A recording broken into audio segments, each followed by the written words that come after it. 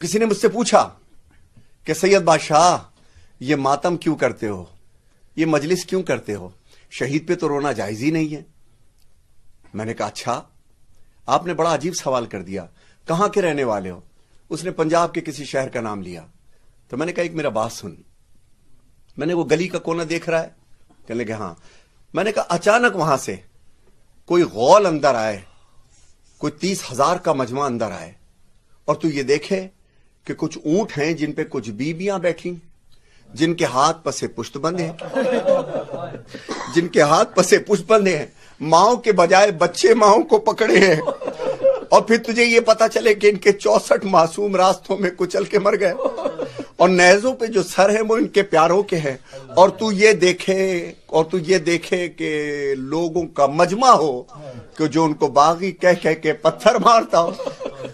और मैंने कहा अब जरा सा दूर हो जा, मैं कुछ तुझसे कहना चाहता हूं। तू थोड़ा दूर हुआ, मैंने फिर तुझे पता चले कि तेरे गांव और तेरी माए बहनें हैं। फिर तो उसने सीने पे हाथ मारा, सैयद बादशाह बदुआ ना दो। मैंने कहा हाँ, मातम किया, अपना कोई मरता है तो रोते हो तड़प कर, पर आले मोहम्मद का कोई गम नहीं करते।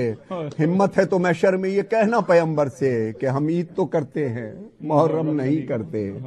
तो हम शहीद पे नहीं रोते, हम इस पे रो रहे हैं कि जिसने आपको कलमा सुनाया, सरकार मुस्तफा, सरकार रिसालत महब सल्लल्लाहु अलैहि वसल्लम, जिसने आपको कलमा सिखाया, कि जिसकी जूतियां खून में भीगी, उनकी एक बेटी, आसान लफ्ज में सुनो, बाकी मौलवी साहब समझाएंगे, आसान लफ्ज, उनकी एक बेटी बीबी फातिमतुज़ ज़हरा सलामुल्लाह अलैहा, उनकी बेटी थी ये बीबी ज़ैनब, जिनकी चादरें छिन गई करबला से कूफा और कूफा से शाम तक पत्थर खाती रही, एक चादर मांगती रही।